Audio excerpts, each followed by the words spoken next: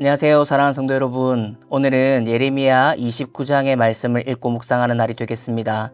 본문 말씀 예레미야 29장 10절, 11절 두 절 말씀을 가지고 재앙이 아니라 평안입니다 라는 제목의 말씀으로 여러분들과 말씀의 은혜를 나누고자 합니다.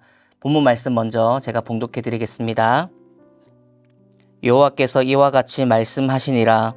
바벨론에서 70년이 차면 내가 너희를 돌보고 나의 선한 말을 너희에게 성취하여 너희를 이곳으로 돌아오게 하리라.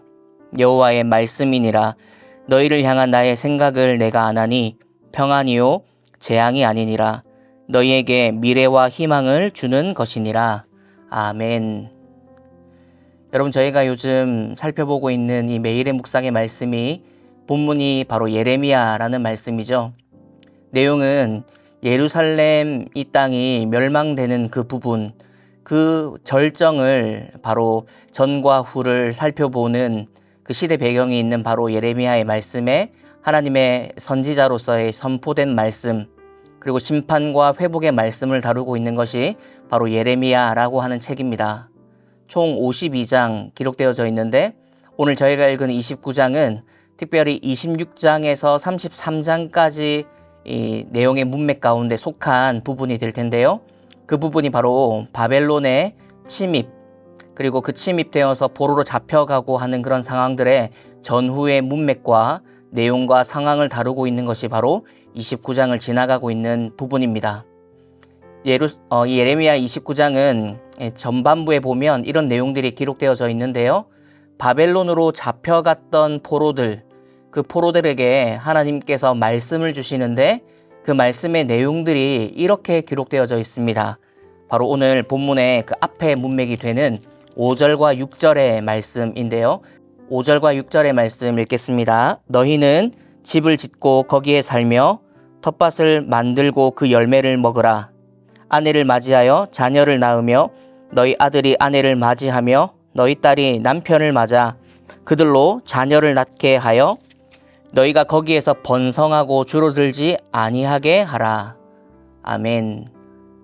이 말씀을 보게 되면 바벨론으로 잡혀갔던 포로들에게 하나님께서 예레미야를 통해서 이렇게 말씀하는 것입니다. 집을 짓고 텃밭을 가꾸고 또 그것에서 나는 열매를 먹고 마시며 결혼하여서 자녀를 낳아라. 바벨론 성읍에 평안을 구하면서 그 땅 가운데서 살아내야 할 것을 말씀하고 있는 것입니다. 이 말씀을 듣는 백성들, 특별히 포로된 그 바벨론 땅에 포로로 잡혀간 이스라엘 백성들이 어떤 마음을 가지게 되었을까요? 생각해보면 이런 마음들이지 않았을까 생각하게 됩니다. 아, 우리가 하나님께 버림받았구나. 아, 이제는 진짜 우리가 망했구나. 우리가 하나님의 선택된 백성들인데 우리가 언약을 나누었던 하나님의 자녀들인데 우리가 이제는 하나님께 버림받아서 망한 백성들이 되었구나. 이제는 미래와 소망이 우리에게는 없는 것이구나 라는 것으로 이 이스라엘 백성들이 이 말씀을 듣고는 이렇게 생각했을 것입니다. 포로 생활을 이해하지 못하고 받아들이지 못할 뿐만 아니라 그 상황 속에서 주어진 그 하나님의 차디찬 말씀이 그들의 마음과 그들의 심령을 아프게 했을 것이죠. 하나님의 징계, 이 하나님의 말씀의 징계를 제대로 이해하지 못하고 있었던 백성들이었습니다. 하나님께서 우리에게 향하신 마음과 사랑이 변했다라고 생각하며 이제는 우리가 선민이 아니라 버려진 백성이라고 생각할 수 있었던 것이죠. 이런 마음을 품고 있던 백성들에게 주어진 본문 말씀이 오늘 우리가 읽은 예레미야 29장 10절에서 11절의 말씀입니다. 제가 10절 말씀 다시 한번 읽어보겠습니다. 여호와께서 이와 같이 말씀하시니라. 바벨론에서 70년이 차면 내가 너희를 돌보고 나의 선한 말을 너희에게 성취하여 너희를 이곳으로 돌아오게 하리라. 하나님의 말씀이 이와 같이 백성들에게 다시 선포되고 있습니다. 그것은 무엇이냐면 70년이라고 하는 이 포로 생활이 다 차면 이 땅 예루살렘으로 돌아오게 될 것이다 라는 말씀이었죠. 그러면서 주어지는 오늘 11절의 말씀, 이 이스라엘 백성들에게 이렇게 선포하고 있습니다. 여호와의 말씀이니라. 너희를 향한 나의 생각을 내가 아나니 평안이요 재앙이 아니니라. 너희에게 미래와 희망을 주는 것이니라. 이렇게 말씀이죠. 하나님이 이스라엘 백성들, 특별히 포로되어서 바벨론 땅에 잡혀가 있던 백성들에게 집을 짓고 텃밭을 가꾸고 결혼하여서 자녀를 낳으면서 그곳에서 살아내라. 70년이 차면 너희가 돌아오게 될 것이다. 너희가 생각할 때는 이것이 재앙이라 생각할지 모르겠지만 너희를 향한 나의 생각은 재앙이 아니라 평안이다. 오히려 이것이 너희들을 향한 내 계획인데 그 계획이 희망을 주는 것이고 소망을 품게 하는 것이다. 라는 말씀을 이 예레미야 29장 가운데에 주고 있다라는 것이죠. 결론인 것은 70년이라고 하는 이 포로 기간, 이것이 하나님의 계획 가운데 정해져 있다라는 것이고 이것을 다 채워서 살아냈을 때 이것이 오히려 예루살렘, 이스라엘 백성들을 살리는 길, 회복하는 길이다라는 것을 하나님께서 이 예레미야를 통하여서 말씀을 주고 있다라는 것이죠. 사랑하는 성도 여러분, 우리가 인생을 살아가다 보면 오늘 이 본문에 나오는 이스라엘 백성들처럼 삶에 찾아온 어려움과 위기를 보면서 우리가 오해할 때가 있습니다. 이 일은 내가 원한 게 아닌데, 내가 기도한 부분이랑 좀 다른 것 같은데, 그래서 불평하고 원망하는 그런 성도님들, 또 저의 삶이 있죠. 좌절하기도 하고 낙심하기도 해서 때로는 포기해버리고 말겠다, 차라리 그냥 그만두는 것이 좋겠다 라고 생각할 때도 있기 마련입니다. 제가 최근에 운동을 하다가 조금 다치게 되어서 발바닥에 큰 상처가 좀 생겼었는데 그때 저희 아내에게 부탁해서 이 소독약으로 그 부위를 소독한 적이 있습니다. 그런데 이 작은 상처에 소독약이 들어가니까 얼마나 아프던지 고함을 지르면서 너스레를 떨었던 적이 최근에 있지요. 자주 다치기 때문에 이런 소독약을 바르는 게 얼마나 고통스러운지 저는 잘 알고 있습니다. 그럼에도 불구하고 이 과정을 거치는 이유가 있지요. 소독을 하는 것이 가장 빠르게 상처를 낫게 하는 이 방법이기 때문인 것을 알고 있기 때문이죠.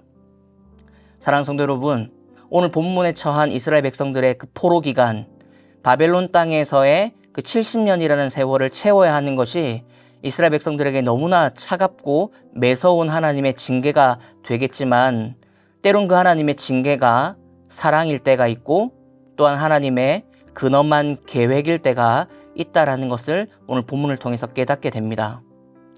아프고 힘들지만 그 길이 사는 길이고 회복하는 길이라는 것이죠. 우리를 향하신 하나님의 사랑, 하나님의 계획이 재앙이 아니라 평안의 길이라는 것을 때로는 징계를 통해서 깨닫게 되는 것입니다. 따라서 사랑하는 성도 여러분, 오늘 말씀을 통하여서 저희가 두 가지로 생각해보고 또 교훈을 얻었으면 참 좋겠습니다.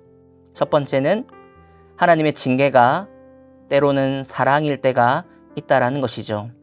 때론 하나님이 그 징계를 통하여서 우리를 더 사랑한다라는 것을 나타낼 때가 있다라는 것입니다.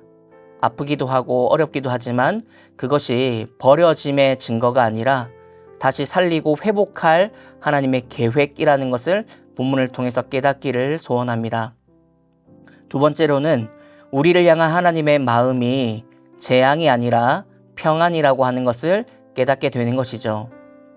잠깐 우리의 삶을 되돌아봤을 때 이런 일을 겪을 때, 이런 일을 마주할 때, 이런 관계에 어려움을 겪을 때, 사업에 문제가 생기고 자녀들이 우리 마음대로 되지 않을 때마다 하나님 나에게 왜 이러실까라는 생각을 가지게 하지만 그 모든 삶의 부분들이 하나님이 우리에게 예배해 놓으신 재앙이 아니라 오히려 평안이라는 것을 우리는 그 큰 그림 속에서 이해하고 순종해야 한다는 것을 깨닫습니다.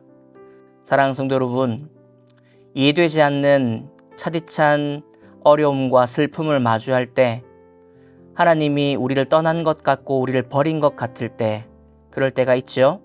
그러나 오늘 말씀을 통하여서 우리를 향하신 하나님의 마음, 하나님의 생각, 하나님의 본심은 재앙이 아니라 평안이다라는 것을 꼭 기억하는 저와 성도님들 되시기를 축복합니다. 때로는 그 징계 중에 있더라도 그 징계가 바로 하나님이 우리를 사랑하시기에 내려주시는 사랑의 채찍이다. 이렇게 받아들이시며 또 순종하고 바로잡는 저희들의 삶이 되었으면 참 좋겠습니다. 그렇게 오늘 하루를 하나님의 징계 속에서도 또 버텨내시고 하나님의 그 평안 가운데 살기를 원하는 마음으로 하나님께 신뢰를 드리고 믿음으로 살아내는 저희들의 삶이 될 수 있도록 우리의 오늘 하루의 삶을 그렇게 살아내는 저와 성도님들 되시기를 예수님 이름으로 축복합니다. 기도하겠습니다. 사랑하는 하나님, 우리 삶에 예고 없이 찾아오는 어려움과 아픔을 만날 때마다 하나님 나에게 왜 이러실까 생각할 때가 있습니다. 그 차디찬 징계가 너무 아파서 그렇게 오해하며 살아갈 때가 있지요. 그러나 오늘 말씀을 통해서 우리를 향한 하나님의 마음이 재앙이 아니라 평안임을 믿습니다. 때론 징계가 사랑임을 인정하며 끝까지 하나님의 사랑을 믿고 신뢰하는 저희들의 삶이 되게 하여 주옵소서. 감사드리며 예수님의 이름으로 기도드립니다. 아멘.